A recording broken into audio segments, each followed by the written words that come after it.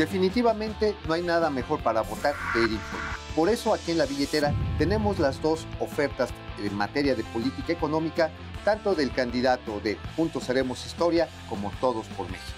Quédese aquí en La Billetera.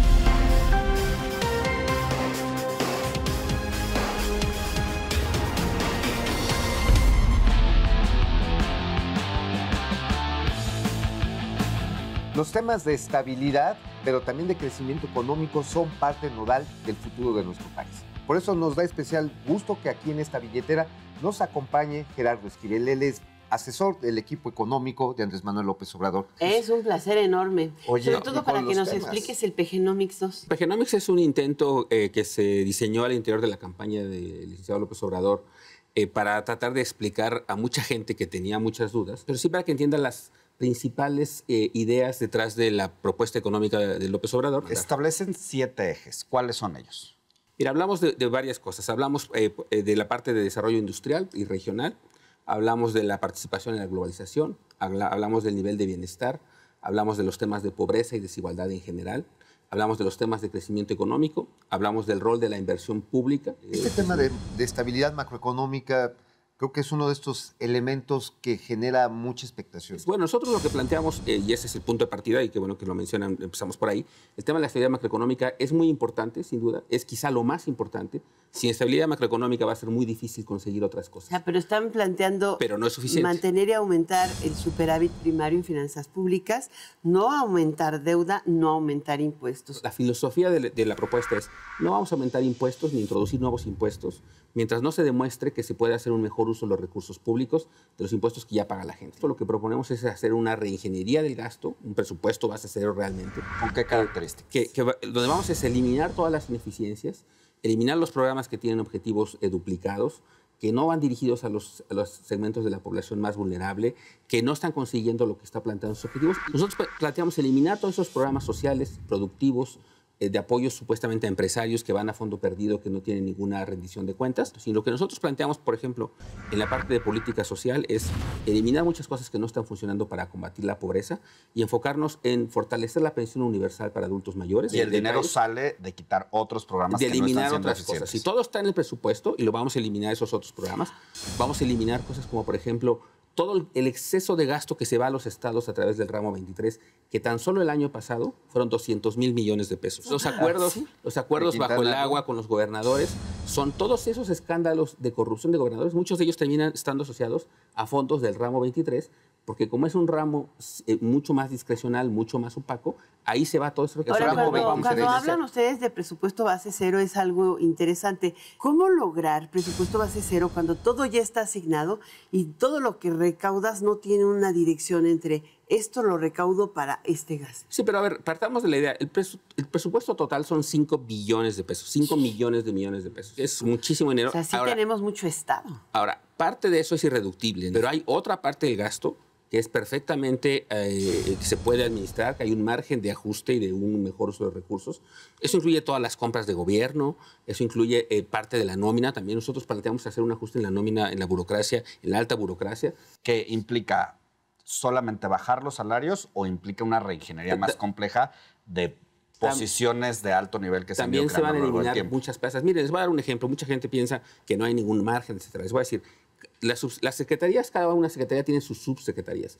Tienen entre 3, 4 y la que más tiene 5 subsecretarías. La oficina de la Presidencia de la República tiene adscritos 12 personas con rango de subsecretario. Lo que está ocurriendo ahora, digamos, aunque claro, ahí todavía se tendrá que pasar por el proceso electoral, pero la ventaja de que López Obrador haya designado o propuesto un gabinete es que ya esos propuestos ya han estado reuniéndose y trabajando en términos de cosas que tienen que ver con la reorganización del gobierno. Es que en el tema precisamente de la estabilidad hay uno que creo que es especialmente importante, el precio de los combustibles. Sí. Pero y de tener energías limpias y también de hacer una transición energética adecuada, ¿no? Entonces, lo que nosotros planteamos en el tema de las gasolinas específicamente es lo que se llama el congelamiento en términos reales o la indexación, para usar un término más técnico. Pero es básicamente que el precio de la gasolina suba, simplemente se mueva de acuerdo al aumento de precios domésticos. Es decir, si la inflación sube 5%, el precio de la gasolina suba 5%. Eso es un proceso de suavizamiento de los precios con una preocupación central que es En enero de 2017 hubo una liberación del precio de la gasolina muy importante que tuvo un impacto muy significativo en la vida de muchos mexicanos porque aumentó la gasolina, se reajustó el precio de manera tan drástica que dio lugar a un proceso inflacionario en 2017 muy importante. La inflación en 2017, recordemos, fue 7%, pero el aumento del precio de los alimentos fue cerca de 10%. Por eso cuando midamos la pobreza el próximo año, por cierto, veremos un aumento significativo en la pobreza. Ahora la última pregunta, con eso cerramos, Gerardo, es en materia de globalización y crecimiento económico, el planteamiento que encontramos en el PGenomics, pero también que ha repetido López Obrador, lo hizo durante mucho tiempo, es queremos que se firme el Tratado de Libre Comercio. En el tema del TLC, lo que nosotros hemos dicho es, nosotros estamos por la firma del TLC, por continuar las negociaciones, por modernizarlo y actualizarlo. Y por la diversificación. Y por mantener el acuerdo trilateral. Digamos, no queremos un acuerdo bilateral con Estados Unidos, queremos mantener el acuerdo trilateral. Fue la idea original del Telecan. Y fortalecer, por supuesto, el mercado interno. Esa es una cosa fundamental, que lo dijo a López Obrador en el debate cuando le preguntaron ese tema. Dijo el mercado interno, porque el mercado interno es la clave para poder, primero, enfrentar mejor los choques externos. Oye, Gerardo, pues la verdad está en que creo que vamos a estar hablando muy continuamente de la instrumentación de este programa. Cuando me inviten, trabajar con por mucho la gusto economía mexicana. Todo el tiempo que me inviten. Además tiene fama de buen profesor. Tiene fama de buen profesor y muy estudiado además. Muchísimas gracias, Gerardo. Gracias a ustedes por la invitación. Asesor económico de la coalición Juntos Haremos Historia. Ya vimos la opinión y sobre todo la propuesta de Gerardo Esquivel, el representante de Juntos Haremos Historia, del candidato Andrés Manuel López Obrador. Ahora vamos con Luis Madrazo. Él es el representante en materia económica del candidato José Antonio Meade de la coalición Todos por México. No hay nada mejor para tomar una decisión tan importante como el voto del 1 de julio que estar bien informados, y aquí lo estamos haciendo en La Billetera para tener precisamente estos enfoques, lo cual nos hace darle la bienvenida a Luis Madrazo. Él es el vocero económico del candidato José Antonio Meade. Bueno, Luis, más allá de las propuestas económicas, la amenaza que se cierne en materia de comercio internacional y para nuestro país y para el mundo con las medidas adoptadas por Trump. Mira, yo creo que trae a colación la importancia de tener a alguien con capacidad probada para llevar a cabo una negociación de esta envergadura. Estados Unidos claramente está cometiendo errores muy importantes. Tenemos que retomar la negociación, pero castigando, como reaccionan todos los socios responsables cuando uno de los socios se porta mal y se comporta de manera irresponsable. Ahora, ¿cuál es la propuesta de José Antonio Meade en este sentido? Y lo que tenemos que mostrar frente a Estados Unidos, cuando está divagando, cuando está dando tumbos a Estados Unidos, es que estamos unidos los mexicanos. Y lo que hizo Ildefonso ahorita es lo correcto. Cuando un país viola las leyes de comercio con sus socios, todos los socios tienen que responder de la misma manera para hacer un castigo efectivo. Pues hace rato, y creo que oportunamente mencionaba Alicia Ildefonso Guajardo, a él le propuso, cuando menos públicamente, Jacob Polevsky le dijo que sería muy bueno que se quedara a negociar el eventual gobierno de López Obrador. Dijo Ildefonso. Pero él no quiere que le bajen el sueldo. No, de entrada dijo porque me van a reducir el salario a la mitad. Primero, yo sí quisiera destacar la importancia de tener funcionarios públicos calificados. A mí me tocó vivir en los últimos 3 años y el año pasado estar en la unidad de planeación hacendaria. Es la unidad quizás más técnica de todo el gobierno. Nos tocó enfrentar una situación donde las calificaciones, las calificadoras internacionales nos tenían en perspectiva negativa. Nunca había pasado en la historia que las 3 pusieran un país en perspectiva negativa y al final no solo no bajaran la calificación, sino que le estabilizaran las 3. Eso requiere cuadros. Y son cuadros que están en la Secretaría de Hacienda hoy. Yo ya me fui, pero ahí hay muchos cuadros muy valiosos que llevan años ahí. Necesitamos ese tipo de gente en este país.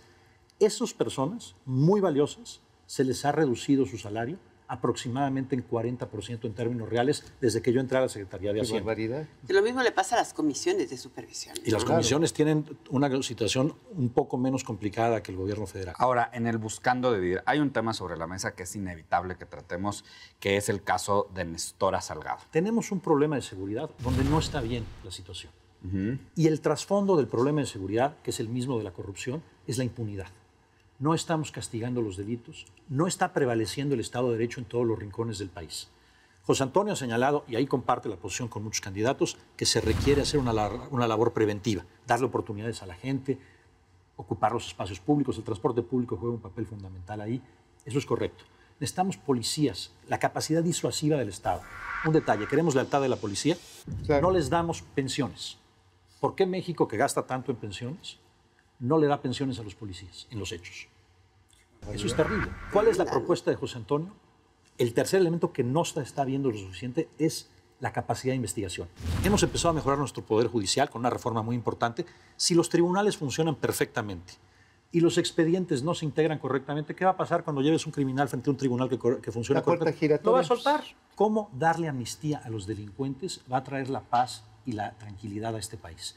Y el ejemplo que dio José Antonio Meade en el debate, y lo suscribo y lo apoyo, es cómo cree, y es una acusación contra López Obrador, sobre la conciencia de López Obrador, ¿cómo cree él que imponer a Nestora Salgado en el Senado, porque a través de la vía plurinominal no pasa por las urnas de los guerrerenses, ponerla a ella como senadora de los guerrerenses sin preguntarle a nadie, eso va a traer paz. Nada más un tema, que me lo relacione con la economía, a ver cómo vamos a hacer. El hecho de que ningún candidato se ha comprometido con un porcentaje de crecimiento del Producto Interno Bruto. ¿Por qué el candidato que tú representas daría un giro? Si venimos de todo este proceso de, sí, mejora de la pobreza, pero no necesariamente superación de la desigualdad. Mira, José Antonio creo que lo que nos ofrece es estabilidad económica. Él ha demostrado que está dispuesto a tomar las medidas necesarias para preservar la estabilidad. Segundo, en todos los temas de política pública, creo que los podemos discutir. No se puede negar, estamos en proceso de implementar reformas muy importantes. No es como que nos podemos seguir con inercia. O vamos para adelante o vamos para atrás. Y con José Antonio va para adelante, con López Obrador va para atrás. José Antonio habla de cerrar 3 brechas de inclusión. Una, la norte-sur, y también hay que ser más detallados, en el norte hay regiones que se han mantenido segregadas, no incluidas. Cerrar la brecha entre hombres y mujeres y cerrar la brecha entre los que tienen y no tienen. La propuesta central de José Antonio Meade en materia de inclusión es Avanzar Contigo. Es un programa para acercarse a todos los mexicanos y preguntarles cuál es su necesidad de política pública. Pues vaya, que son brechas que son abismales, pero que hay que ir cerrando, como también ir cerrando esta billetera. El minutero. Muchísimas gracias por acompañarnos. Muchas gracias por la oportunidad de platicar con ustedes y presentar las propuestas de José Antonio Meade. Él es Luis Madrazo, vocero económico de la campaña de José Antonio Meade, y nosotros nos vemos la próxima semana.